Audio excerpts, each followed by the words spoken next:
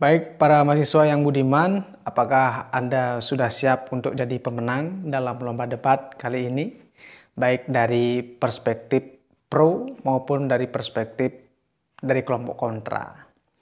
Sebetulnya dalam lomba debat itu dari manapun perspektifnya kita memiliki peluang untuk menjadi pemenang. Pada kesempatan ini saya akan menyampaikan juga bagaimana cara menyusun materi dalam lomba debat ya. Menyusun kerangka argumen istilahnya, menyusun kerangka argumen yang baik dan benar untuk sebuah mosi. Yang pertama harus dipahami kan harus tahu terlebih dahulu posisi Anda menjadi posisi pembicara berapa gitu kan. Anda di pihak mana gitu kan. Itu dari pihak pro atau kontra. Anda sebagai pembicara berapa? Pembicara 1, 2, atau 3, atau pembicara kesimpulan. Jadi harus tahu dulu. Karena setiap posisi berbeda struktur substansi saat berbicaranya gitu kan. Jadi pembicara 1, pembicara 2, pembicara 3 itu berbeda strukturnya ya, struktur substansi saat berbicara. Ketika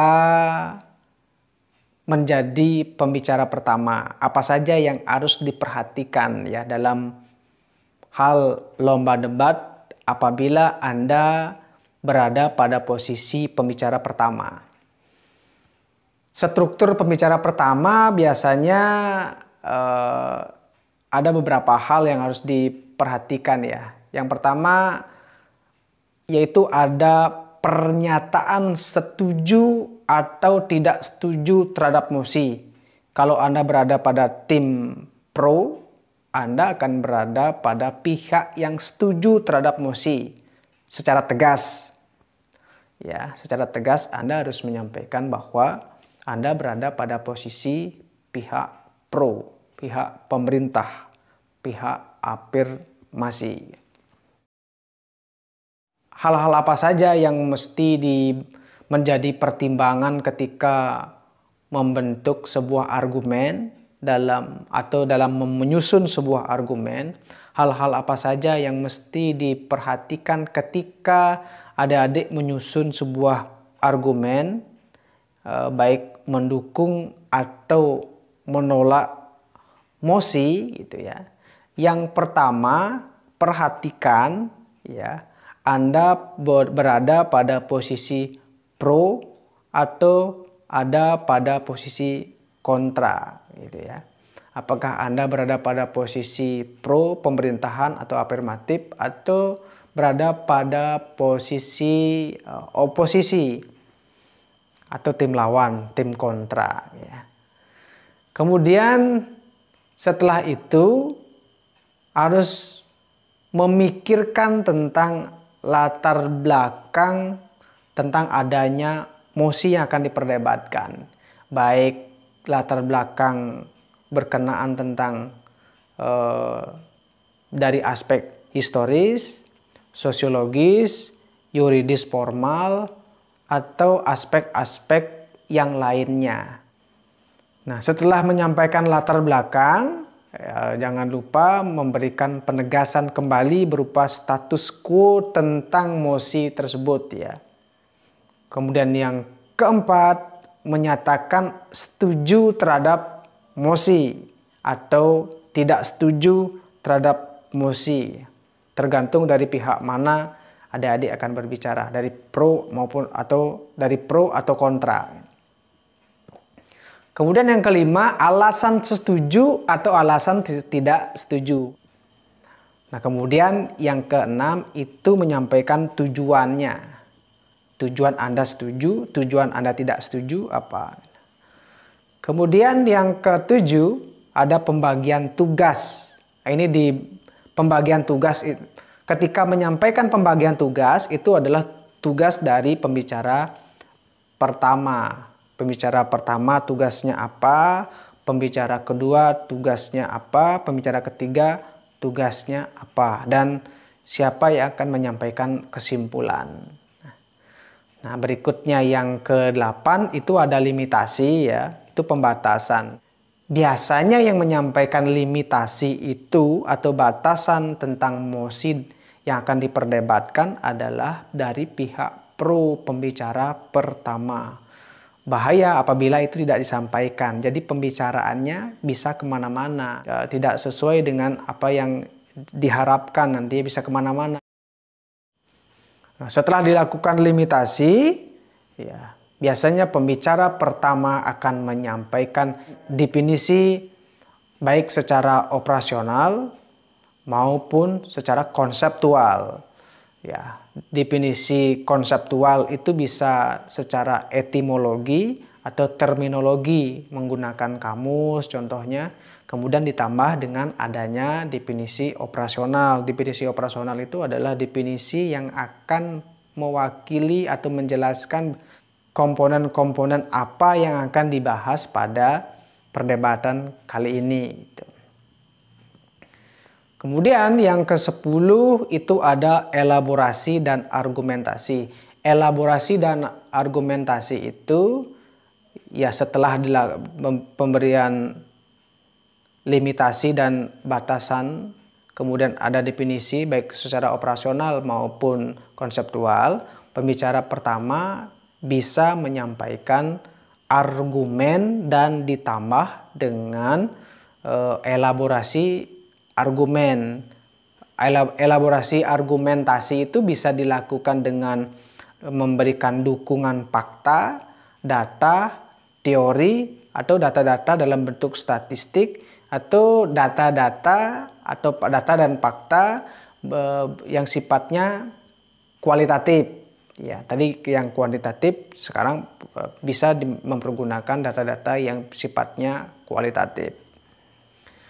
Kemudian yang ke-11 memperkirakan sanggahan tim lawan. Kira-kira apa yang akan diberikan, bidasan-bidasan seperti apa yang akan dilakukan oleh tim lawan gitu. Ya. Nah, kemudian setelah itu masuk ke pembicara 2 dan 3, sifat dari pembicara kedua dan 3 itu adalah untuk membidas semua argumen, menolak argumen yang disampaikan oleh tim lawan dan memperkuat apa yang disampaikan oleh pembicara pertama. Pembicara kedua dan pembicara ketiga tidak boleh membentuk argumen baru yang sifatnya argumen baru, tidak boleh. Harus memperkuat argumen yang sudah dibentuk pada atau oleh yang dilakukan, yang sudah dilakukan oleh pembicara pertama. Berbahaya apabila membentuk atau menyampaikan argumen baru. Itu timnya sudah bunuh diri itu kalau begitu ya. Otomatis ya argumen-argumen yang dilakukan patah dengan sendirinya karena di satu timnya dianggap tidak kompak, tidak solid begitu. Nah, berikutnya dalam lomba debat ada memiliki prinsip. Ya, biasanya prinsip secara umum prinsip lomba debat itu biasanya mempergunakan prinsip PAPS. Apa itu PAPS? Yang pertama itu ada pernyataan, posisi tegas kita pada posisi apa, pro atau kontra. Kemudian membentuk argumen, ya, A-nya argumen, P-nya pernyataan, posisi tegas untuk membuat pernyataan. A-nya itu argumen. Kemudian P-nya lagi adalah pembuktian. Pembuktiannya dengan data, fakta, dan elaborasi. Kemudian ada simpulan. Ketika membentuk sebuah mosi atau menanggapi sebuah mosi dalam bentuk argumen, mempergunakan prinsip PAPS. Pernyataan, argumen, pembuktian, dan simpulan. Kemudian pada lomba debat itu juga biasanya mempertimbangkan beberapa hal. Yang pertama, peserta atau kelompok atau tim harus menjiwai mosi. Kalau pada posisi pro harus menjiwai bahwa dia berada pada posisi pro. Kalau berada pada posisi kontra, dia harus menjiwai sebagai tim kontra. Jangan sampai kita istilahnya baper pada suatu mosi gitu kan. Jadi kita harus totalitas pada peran yang diberikan oleh mosi itu. Apakah pro, tegas menjadi tim pro, dan tegas menjadi tim kontra. Menjiwai mosi itu yang pertama. Kemudian yang kedua, memberikan kritik ya yang sifatnya menarik dan kritis, istilahnya out of the box gitu kan. Itu yang kedua. Kemudian yang ketiga, pikirkanlah argumen dengan batas waktu. Jangan sampai membuat argumen itu sampai melebihi waktu. Jadi tidak akan tersampaikan semuanya. Jadi kalau bisa mempergunakan bahasa yang singkat, padat, dan jelas gitu kan.